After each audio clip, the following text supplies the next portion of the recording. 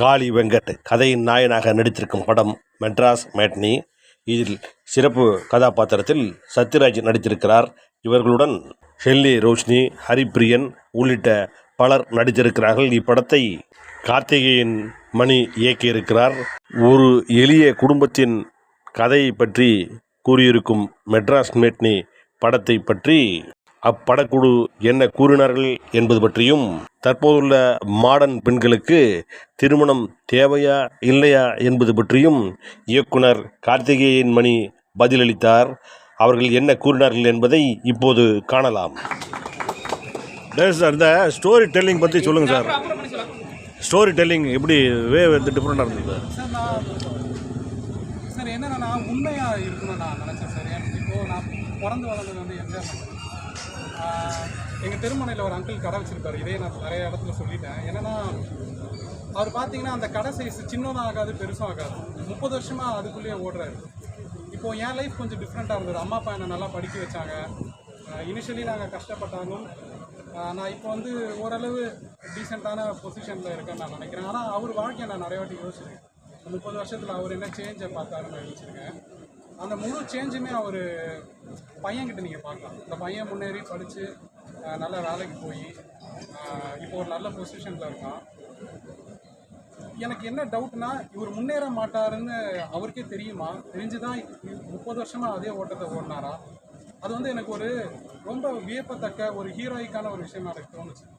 அந்த லைஃப் நம்ம எல்லாருக்குமே அந்த லைஃப் தான். எல்லா அப்பா அம்மாவுமே ஆனால் தான் நம்ம ஊரில் படிச்சிருங்கன்னு சொல்லிக்கிட்டே இருப்பாங்க.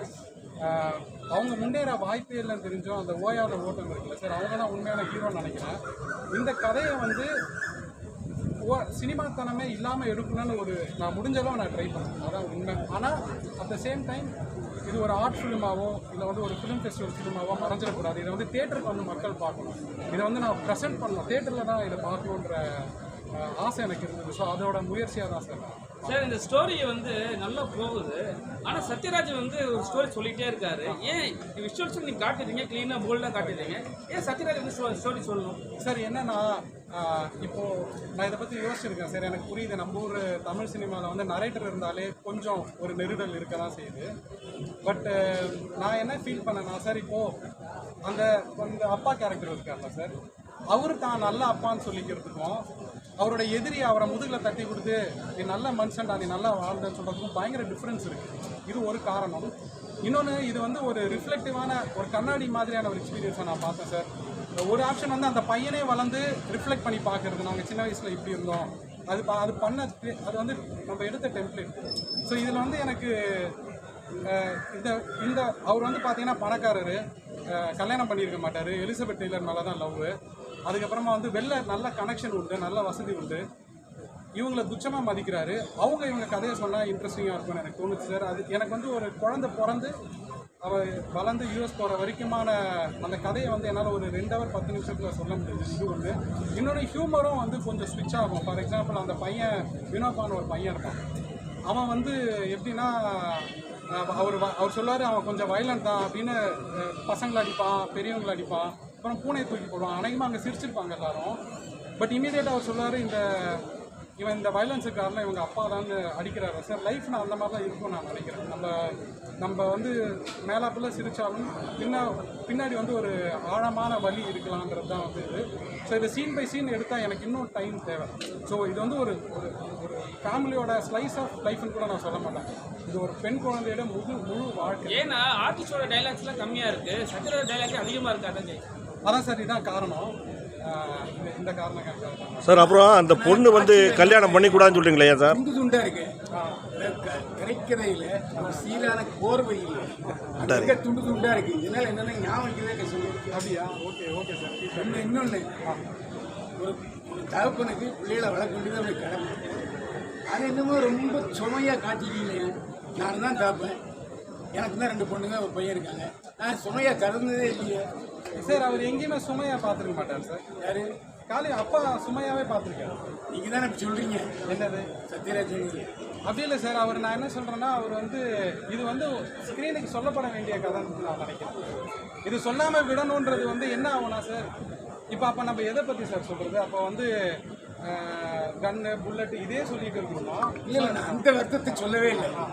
காட்சிகள் துண்டு துண்டாக இருக்கு. Okay sir. எடிட்டிங் சரியில்லை. ஏன்னா மனசில் பதிய வேண்டிய காட்சிகள் கொஞ்சம் நெருடலாக இருக்குங்கன்னு சொல்கிறேன். ஒத்துக்கிறீங்களா?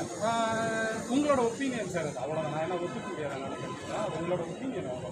சரி, எதுக்கு அப்பா கிட்ட கூட சொல்லாமல் உங்களை மாப்பிள்ளை பார்க்க போகணும்? Thank you sir. Thank you sir. Chennai நகரத்துடைய வாய்ப்பில் வந்து ஆமாம் சார். Thank you sir. சார் அப்புறம் இந்த பொண்ணு வந்து கல்யாணம் பண்ணிக்கூடாதுன்னு சொல்கிறீங்களா ஏன் சார்? பொண்ணு அர்ச்சனா வந்து அட்வைஸ் பண்ணுது, நீ ஏன் கல்யாணம் பண்ணிக்கணும் அவசியமா அப்படின்னு சொல்லிட்டு ஒரு டைலாக் வருது.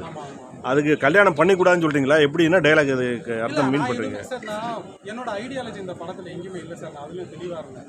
இப்போ எனக்கு என்ன பர்சனலாக பொலிட்டிக்கல் ஐடியாலஜி இருந்தாலும் வேறு விதமான ஐடியாலஜிலாம் நான் என் கேரக்டர்ஸ் ஐடியாலஜி பேசாது.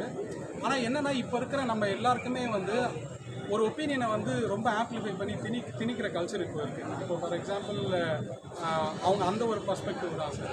ஸோ நான் எதுவுமே சொல்கிறேன். ஆனால் அந்த மாதிரி இப்போ ஒரு மாடர்ன் பொண்ணுக்கு அந்த விதமான குழப்பங்கள் இருக்குது. ஆமாம், அது இருக்குது. அதுதான் சார். இல்லை அதுக்கு உங்கள் பார்வை என்ன டைலாக், உங்களோட ஒப்பீனியன்? சார் நான் என்ன நினைக்கிறேன்னா சார், இந்த கண்டிப்பாக எல்லாருக்கும் சாகும்போது தூக்கி போட 4 பேர் வேணும். அது வந்து என்னதான் மேரேஜ் வந்து இப்போ கஷ்டம் அப்படின்னாலும் அதெல்லாம் சகிச்சுக்கிட்டு அது ஒரு ஃபண்டமெண்டல் யூனிட்டாக தான் சார் என்னோட பர்சனல் ஒப்பீனியன். ஆகும் இந்த காளி வெங்கட் வந்து கமல் சார்கிட்டையும் சிம்பு சார்கிட்டையும் மோத தயாராகிட்டாரா? உள்ள வாங்க.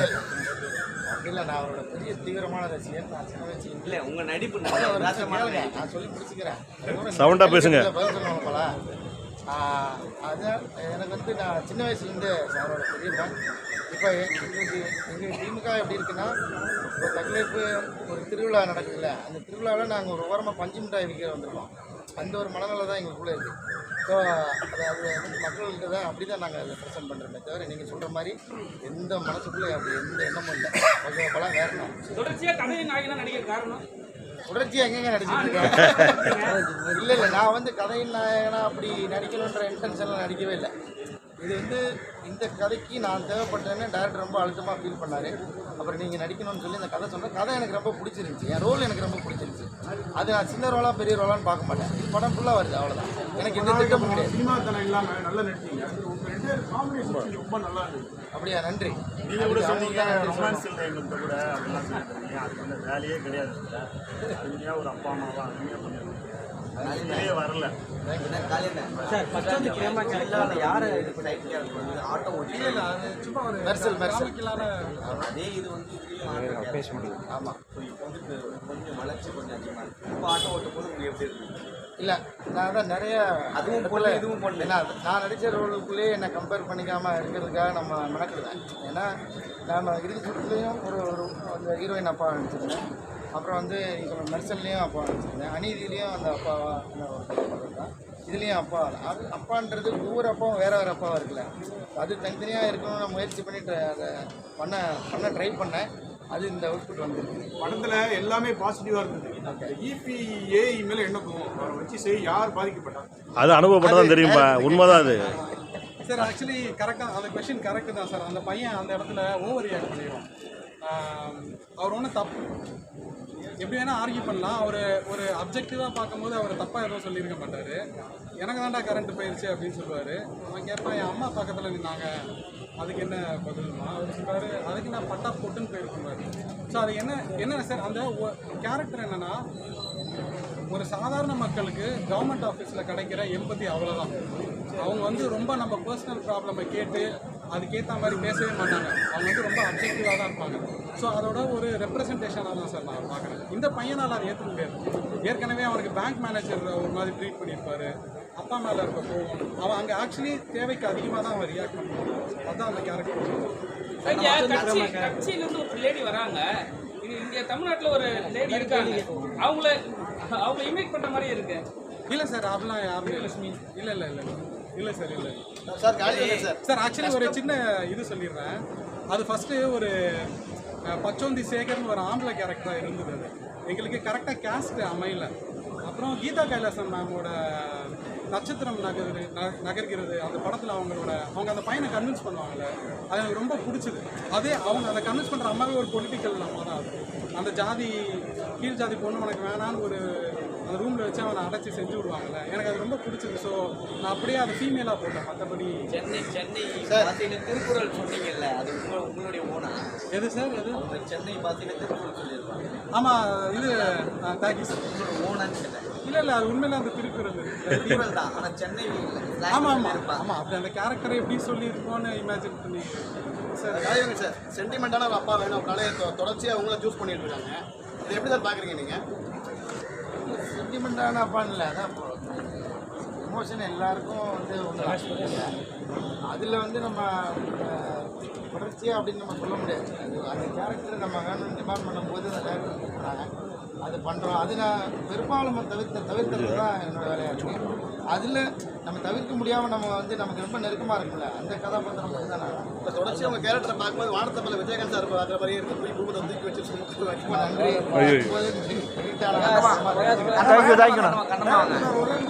கண்ணம்மா வாங்க. கண்ணம்மாவை வந்தீங்க, மக்கள் மனசு இடம் பிடிச்சிங்க, அப்புறம் கருடனு, இப்போ தீபிகா எப்படி இருக்கான்னு உங்களோட ஸ்டோரி தான் கொஞ்சம் சூஸ் நல்லா தான் இருக்கு.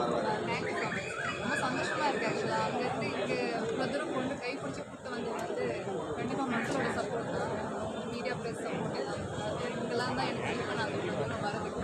ஸோ ரொம்பவே சந்தோஷமாக இருக்குது. ரொம்பவே என்ன சொல்கிறது, ட்ரீம் மாதிரி இருக்குது. இந்த இடத்துல வந்து உங்கள் முன்னாடிலாம் வந்து பேசுறது ரொம்ப சந்தோஷமாக இருக்குது. சீரியல்ல இருக்கும்போது உங்களை வந்து ஒரு விஷயம் சொல்லியிருந்தாங்க, அந்த பிளாக் மாதிரி இது பேசியிருந்தாங்க. ஸோ இதுலயே வந்து டேரக்டர் ஒரு விஷயம் சொல்லியிருந்தாரு, ஆனா வந்து டோட்டலாக சேஞ்ச் ஆகுது. எப்படி அது? புரியல. Colour tone. புரியல, சீரியலில் நீங்கள் சேஞ்ச் ஆயிடுச்சு. கருப்பாக இருக்குன்னு சொல்கிறது இல்லை, வெள்ளையாக இருக்குல்ல, அதை பற்றி கேட்குறாரு. இல்லை, இது வந்து ஹெல்த்தியாக இருக்கிற ஒரு இதுதான். ஏன்னா சீரியலில் இருக்கிற டார்க் மேக்கப் மட்டும் தான் நான்